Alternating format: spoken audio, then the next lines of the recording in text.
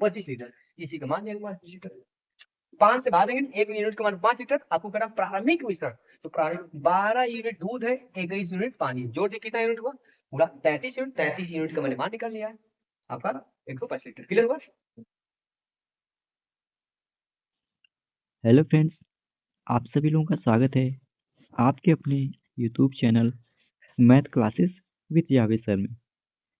तो फ्रेंड्स, आज हम डिस्कस करेंगे 14 दिसंबर 2024 के मोस्ट इम्पोर्टेंट करंट अफेयर्स के क्वेश्चन को। तो आप इस पूरे सेशन को लास्ट तक जरूर देखिएगा, और अगर आप हमारे चैनल पे पहली बार आए हैं तो चैनल को सब्सक्राइब करना ना भूलें, ताकि हमारे द्वारा कुछ भी अपडेट किया जाए उसका नोटिफिकेशन आपको सबसे पहले मिल सके। और इस वीडियो का पीडीएफ आपको हमारे टेलीग्राम चैनल पे मिल जाएगा, जिसका लिंक वीडियो के डिस्क्रिप्शन में दिया गया है। आप उसे वहां से इजीली डाउनलोड कर सकते हैं। तो चलिए आज के सेशन को करते हैं स्टार्ट। तो पहले हम लोग पिछले दिन यानी 13 दिसंबर 2024 के करंट अफेयर्स का क्विक रिवीजन कर लेते हैं, जिसमें पहला प्रश्न हम लोगों ने पढ़ा था, हाल ही में बुर्किना फासो में भारत के अगले राजदूत के रूप में किसे नियुक्त किया गया है। तो ओम प्रकाश मीना को अभी हाल ही में बुर्किना फासो गणराज्य में भारत के अगले राजदूत के रूप में नियुक्त किया गया है। हाल ही में राजस्व सचिव का अतिरिक्त प्रभार किसे दिया गया है।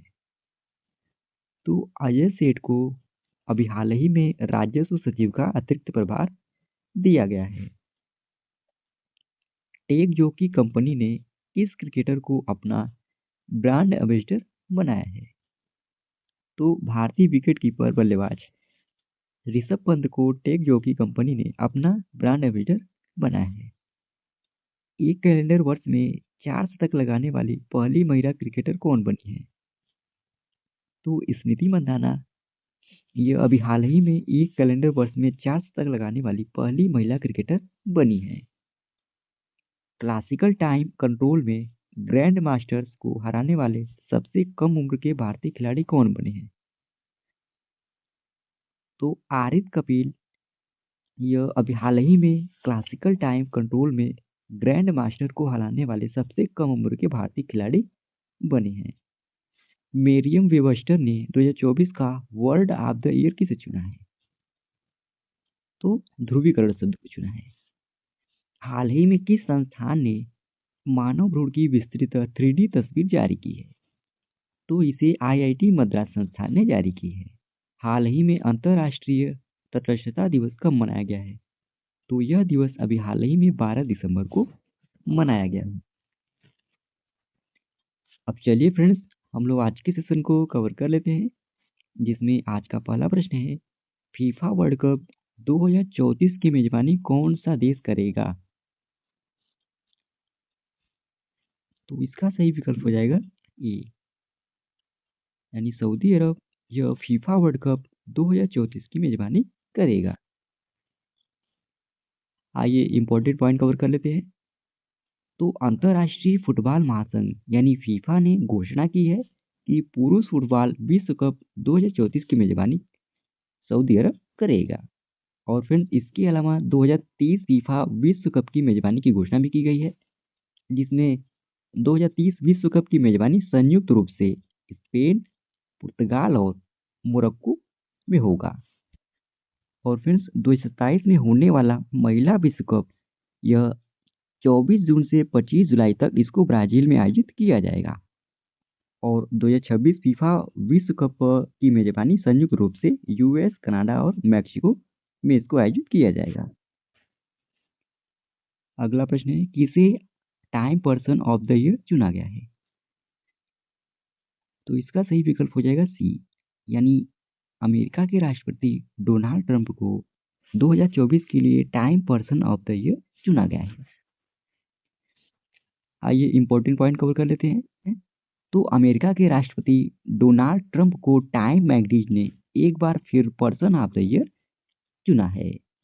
इससे पहले उन्हें, जब फ्रेंड्स 2016 में वह राष्ट्रपति थे, तो उन्हें पर्सन ऑफ द ईयर चुना गया था। और बात करें 2023 में किसको चुना गया था, तो 2023 में टेलर स्विफ्ट को पर्सन ऑफ द ईयर घोषित किया गया था। और 2022 में किसे चुना गया था? तो यूक्रेन के राष्ट्रपति व्लादिमीर जेलेंस्की को यह पुरस्कार दिया गया था। और 2021 में किसे चुना गया था? तो एलन मस्क को पर्सन ऑफ द ईयर 2021 में चुना गया था। और आपको जानकारी के लिए बता दें, टाइम अमेरिकी साप्ताहिक समाचार पत्रिका है जिसका प्रकाशन न्यूयॉर्क शहर से होता है और इसकी स्थापना सन 1923 ईस्वी में हुई थी। अगला प्रश्न है, हाल ही में किसे 34वें व्यास सम्मान से सम्मानित किया गया है? तो इसका सही विकल्प हो जाएगा बी, यानी सूर्यबाला को अभी हाल ही में 34वें व्यास सम्मान से सम्मानित किया गया है। आइए इंपॉर्टेंट पॉइंट कवर कर लेते हैं। तो 34वें व्यास सम्मान 2024 से लेखिका सूर्यबाला को सम्मानित किया गया। और किस उपन्यास के लिए उनको यह पुरस्कार दिया गया? तो कौन देश को वासी वेणु की डायरी उपन्यास के लिए उनको यह पुरस्कार दिया गया है और उन्हें 2024 के लिए यह व्यास सम्मान के लिए चुना गया। और बात करें फ्रेंड्स, वह कहाँ से रहने वाली हैं? तो यह उत्तर प्रदेश की रहने वाली हैं। अब व्यास सम्मान के बारे में जान लेते हैं। तो बात करें फ्रेंड्स, इस पुरस्कार को कौन देता है? तो इसे के बिरला फाउंडेशन के द्वारा दिया जाता है। और लास्ट ईयर यानी 2023 में यह पुरस्कार किसको दिया गया था? तो पुष्पा भारती को दिया गया था। और पहला व्यास सम्मान किसको दिया गया था? तो 1991 में डॉक्टर रामलीला शर्मा को यह पुरस्कार पहली बार 1991 में दिया गया। अगला प्रश्न है, यस बैंक के नए कार्यकारी निदेशक के रूप में किसे नियुक्त किया गया है? तो इसका सही विकल्प हो जाएगा सी, यानी मनीष जैन को अभी हाल ही में यस बैंक के नए कार्यकारी निदेशक के रूप में नियुक्त किया गया है। आइए इंपॉर्टेंट पॉइंट कवर कर लेते हैं। तो भारतीय रिजर्व बैंक यानी आरबीआई ने यस बैंक के नए कार्यकारी निदेशक के रूप में मनीष जैन को नियुक्त किया है, जो 11 दिसंबर 2024 से 10 दिसंबर 2027 तक इस पद पर प्रभावी रहेंगे। और यह भी आप लोग जानते रहिए, जैन सितंबर 2023 से यस बैंक से जुड़े हुए हैं और कारपोरेट और थोक बैंकिंग प्रभाग का नेतृत्व ये कर रहे हैं। अगला प्रश्न है, पीएम मोदी ने यूपी के किस शहर में 5,500 करोड़ की प्रमुख विकास परियोजनाओं का शुभारंभ किया? इसका सही विकल्प हो जाएगा डी, यानी यूपी के प्रयागराज शहर में प्रधानमंत्री नरेंद्र मोदी ने 5,500 करोड़ रुपए की प्रमुख विकास परियोजनाओं का शुभारंभ किया है। आइए इंपॉर्टेंट पॉइंट कवर कर लेते हैं। तो प्रधानमंत्री नरेंद्र मोदी ने शुक्रवार को 5,500 करोड़ की प्रमुख विकास परियोजनाओं का शुभारंभ किया है और इस परियोजना का उद्देश्य प्रयागराज में 2025 महाकुंभ के लिए सुविधाओं में सुधार करना और शहर के बुनियादी ढांचे को मजबूत करना है। और इसके साथ ही प्रधानमंत्री नरेंद्र मोदी ने महाकुंभ प्रदर्शनी स्थल का भी दौरा किया। अच्छा फ्रेंड्स, क्वेश्चन का टाइप हमारा उत्तर प्रदेश से रिलेटेड था, तो हम लोग उत्तर प्रदेश के बारे में भी जान लेते हैं। तो बात करें फ्रेंड्स, उत्तर प्रदेश की स्थापना कब हुई थी? तो 24 जनवरी सन 1950 ईस्वी में उत्तर प्रदेश की स्थापना हुई थी। और उत्तर प्रदेश की राजधानी कहाँ है? तो लखनऊ है। उत्तर प्रदेश के वर्तमान मुख्यमंत्री कौन है? तो योगी आदित्यनाथ हैं। और उत्तर प्रदेश के वर्तमान राज्यपाल कौन है? तो आनंदीबेन पटेल हैं। यहाँ का राजकीय पशु क्या है? तो बारहसिंगा है। राजकीय पक्षी क्या है? तो सारस है। यहाँ पर लोकसभा सीटों की संख्या कितनी है? तो 80 सीटें हैं। राज्यसभा सीटों की संख्या यहाँ पर कितनी है? तो 31 सीटें हैं। और टोटल यहाँ पर कुल कितने जिले हैं? तो 75 जिले हैं। और यहाँ पर कुल मंडलों की संख्या कितनी है? तो 18 मंडल हैं। और ये फ्रेंड्स उत्तर प्रदेश राज्य का मैप। अगला प्रश्न है, राष्ट्रपति द्रौपदी मुर्मू ने किस देश के सेना प्रमुख को भारतीय सेना के जनरल की मानद रैंक से सम्मानित किया? तो इसका सही विकल्प हो जाएगा ए, यानी नेपाल देश के सेना प्रमुख को भारतीय राष्ट्रपति द्रौपदी मुर्मू ने भारतीय सेना के जनरल की मानद रैंक से सम्मानित किया है। आइए इंपॉर्टेंट पॉइंट कवर कर लेते हैं। तो राष्ट्रपति द्रौपदी मुर्मू ने नेपाल के सेना प्रमुख जनरल अशोक राज सिंहदेल को भारतीय सेना के जनरल की प्रतिष्ठित मानद रैंक से सम्मानित किया। और राष्ट्रपति भवन में आयोजित यह कार्यक्रम भारत नेपाल के आपसी सम्मान और गहरे सैन्य संबंधों की अस्थायी परंपरा को दर्शाता है। अच्छा फ्रेंड्स, नेपाल देश के बारे में भी जान लेते हैं।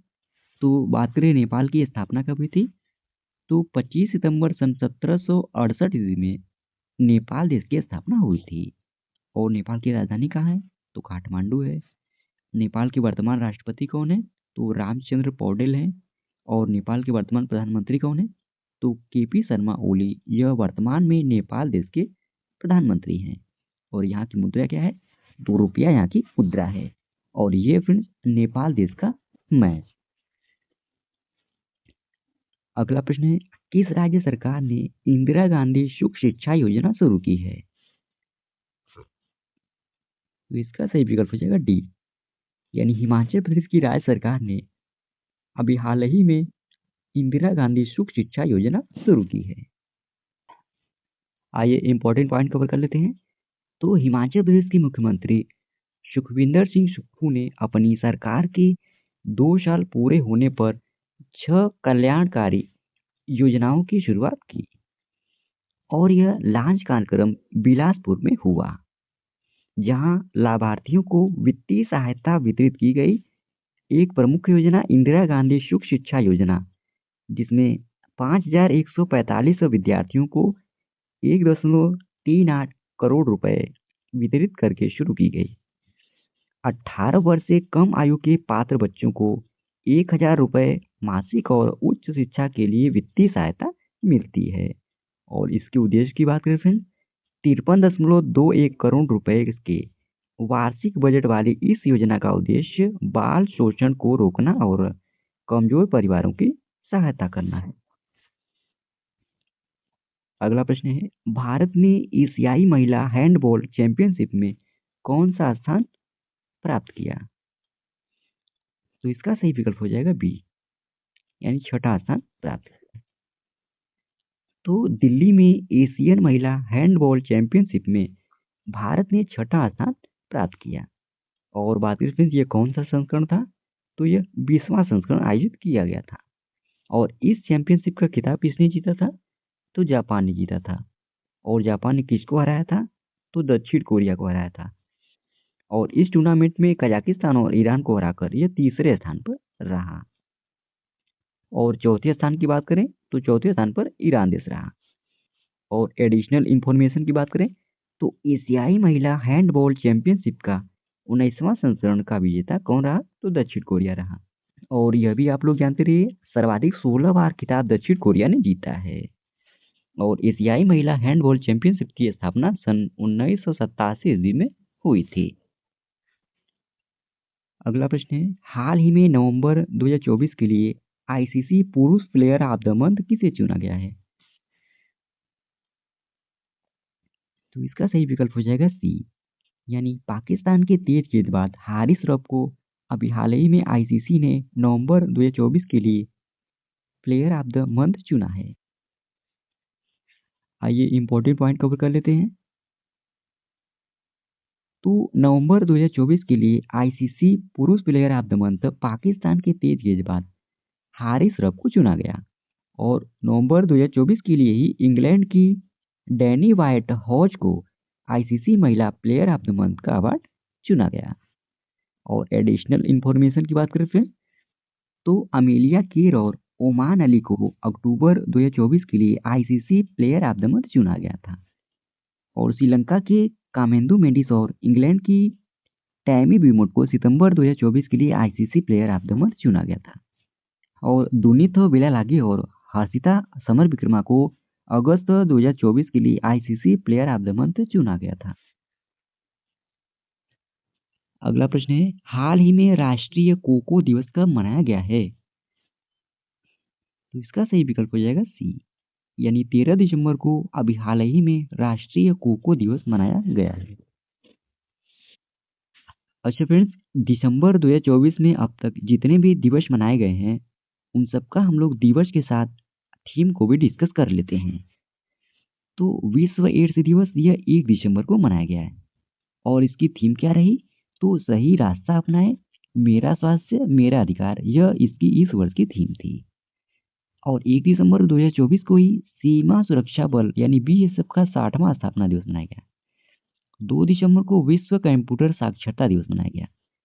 2 दिसंबर को ही अंतर्राष्ट्रीय गुलामी उन्मूलन दिवस मनाया गया और 2 दिसंबर को ही राष्ट्रीय प्रदूषण नियंत्रक दिवस मनाया गया है।